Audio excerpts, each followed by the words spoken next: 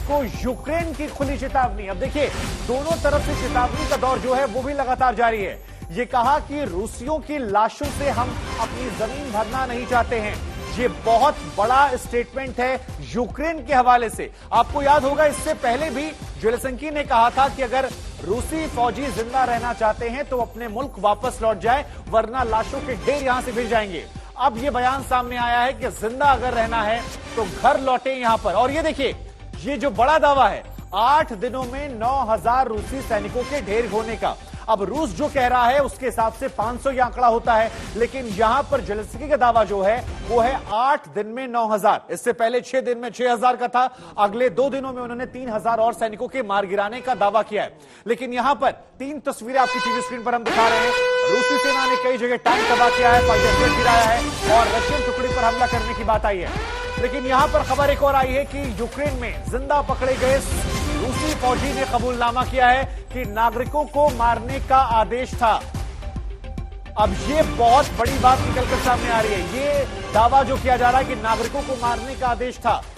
Ukraine में जिंदा पकड़े गए रूसी फौजी का यह कबूलनामा। इससे पहले भी आपको याद होगा तो एक फौजी के हवाले से उसकी मां की बातचीत को सामने रखा गया था, जिसमें कहा गया था कि हमें यह आदेश दिया गया है कि वहां जाकर आप सिविलियंस को निशाना बना सकते हैं।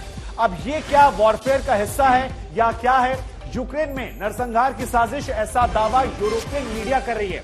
अब आपको इस खबर को समझते वक्त यह भी समझना पड़ेगा कि रशियन मीडिया को पूरी तरह से आइसोलेट कर दिया गया है। यहां पर यह दावा जो है ये यूक्रेनियन मीडिया या वेस्टर्न मीडिया जिसने यूक्रेन को पूरा समर्थन दे रखा है उसकी तरफ से यह किया जा रहा है। तो अपने आप में यह खबर जो है ये अहम हो जाती है। 4 तस्वीरें भी हम आपको दिखा रहे हैं। स्कूल पर बमबारी हुई है। यहां पर 2 प्राइमरी स्कूल बताए जा रहे हैं जहां पर बमबारी हुई है। यूक्रेनी पोर्ट पर मिसाइल अटैक हुआ है। यूक्रेन ने दावा किया है रशियन टैंक को उड़ाने का, रूसी टुकड़ी पर हमला हुआ है। लेकिन 2 बड़े सवाल यहां पर यह कि 6-8 दिन में क्या 9000 लोग क्या मारे गए हैं, यह अपने आप में एक बहुत बड़ा सवाल है। तो यहां पर देखिए, हम आपको मैप भी दिखा रहे हैं और हम आपको बताते हैं कि कहां कहां पर रूस ने कब्जा कर लिया है। यह बड़ा सवाल है क्योंकि दावा जो है 8 दिन में 9000 सैनिकों के मारे जाने का है। सतीश सर, ये मैप हम दिखा रहे हैं, बेहतर होगा अगर आप एक्सप्लेन कर दें। हालांकि आप इससे बहुत इत्तेफाक नहीं रखते हैं कि पूरी तरह से कब्जा हो चुका है, लेकिन फिर भी इस मैप की माने तो कहां कहां कब्जा दिखाई पड़ रहा है? सर, ये रेड आई थिंक ये कब्जे वाला निशान है। देखिए, ये निशान जो है माइकोव, खरसेन पे कब्जा हो चुका है, क्योंकि ये यूक्रेनी सरकार भी इस बात पे हामी भर चुकी है।